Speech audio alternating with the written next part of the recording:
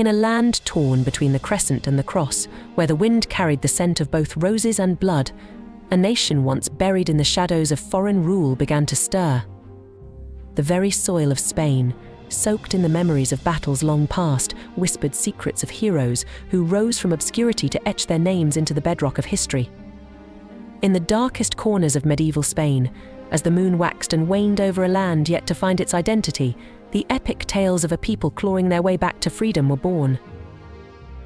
The 11th and 12th centuries were times of unrelenting strife, as the Spanish people waged a relentless war to reclaim their homeland from the Arab rulers who had held it in an iron grip for centuries. Amidst the din of battle, a new form of storytelling emerged: epic poetry that would encapsulate the struggles, the sacrifices, and the indomitable spirit of a nation on the brink of rediscovering itself. Yet, from this epoch of creation, only fragments have survived the ravages of time. Among them, one tale stands tall, its verses echoing across the ages like the resounding clang of steel on steel, on steel. This was the tale of Rodrigo Diaz de Vivar, a name whispered with both reverence and fear, a man who would come to be known as El Cid. El Poema de Mio Cid, the Song of the Cid, was more than just a tale of war. It was the embodiment of Spain's soul, a testament to a man who, through sheer force of will and unwavering loyalty, defied kings and armies alike. The story of El Cid is one of triumph and tragedy, of a man caught in the inexorable tide of fate.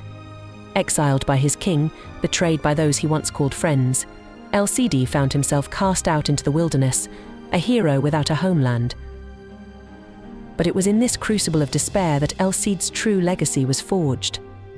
With nothing but his sword and his unyielding resolve, he began his journey to reclaim not just his honor, but the very land that had turned its back on him. Alongside a band of loyal followers, El Cid carved a path through the heart of enemy territory, battling not just for survival, but for redemption.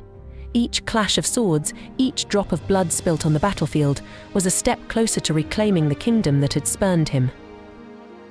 The Cid's victories were not just his own, they were the victories of a nation yearning to be free. His exploits became the stuff of legend, immortalized by the juglares, the wandering minstrels who brought his story to life with every strum of their lutes. They roamed the length and breadth of Spain, from the rugged mountains to the sun-baked plains, singing of the Cid's battles, his triumphs, and the unyielding love that sustained him through it all. But even the greatest of legends is never complete, for history is a tapestry woven from countless threads, each story adding its own color and texture to the whole. The Poema de Mio Cid was no exception. Over time, new verses were added, new tales interwoven into the fabric of the Cid saga. The Chronica Rimada of the 13th century delved deeper into the Cid's past, revealing the events of his youth that would shape the man he would become. It spoke of a young Rodrigo, driven by duty and honor, who in a moment of tragic necessity took the life of his fiancée Ximeno's father, an act that would haunt him for the rest of his days. Yet, even as the Cid's legend grew, there were other tales, other heroes whose stories were sung by the juglares, though time has not been kind to their memory. Among these was the story of the princesses of Lara, whose fates were intertwined with the land they called home. Their tale, like so many others, has been lost to the ages, surviving only in fragments, whispered echoes of a time long past.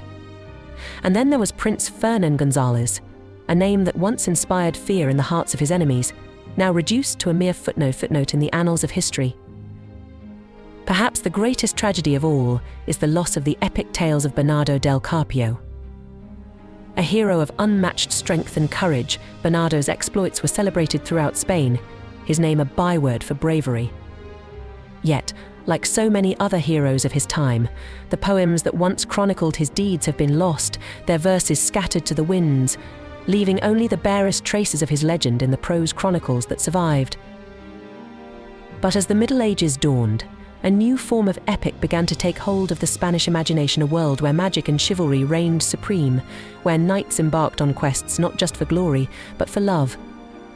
Among these tales, Amadis de Gaula stood out, a story that captured the hearts and minds of its readers, spawning countless sequels and imitations.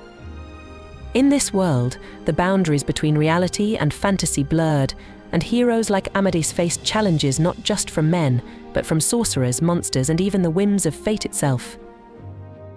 The popularity of these chivalric romances grew so great that they became a staple of Spanish literature, even as their fantastical elements drew the sharp satire of one of Spain's greatest writers, Miguel de Cervantes. In his masterpiece, Don Quixote, Cervantes skewered the absurdities of these tales, even as he acknowledged their enduring appeal. Through the madcap adventures of Don Quixote, a man who sought to live out the ideals of the chivalric romances in a world that had long since moved on, Cervantes both mourned the loss of those ideals and celebrated their lasting influence. Yet, even as Spain embraced the tales of knights and damsels, of quests and enchantments, it did not forget its own heroes. The Spaniards, like other Western Europeans, turned to the stories of far-off lands and legendary figures, creating epics based on the life of Alexander the Great and the mythic heroes of King Arthur's court.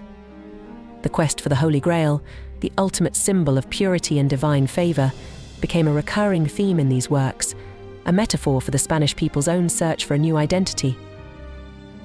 By the 18th century, Spain had produced more than 200 religious and political epics, each one a reflection of the nation's ongoing struggle to define itself. These works, whether they told of saints and martyrs, kings and warriors, or the triumph of the Spanish crown over its enemies, were united by a common purpose to preserve the memory of a people who had fought, suffered, and ultimately triumphed over seemingly insurmountable odds. But as time marched on, the once vibrant tradition of epic poetry began to fade, overtaken by new forms of storytelling, new ways of understanding the world. The jugglers who had once roamed the countryside, their songs filling the night air with tales of valor and honor, gradually disappeared, their voices silenced by the march of progress.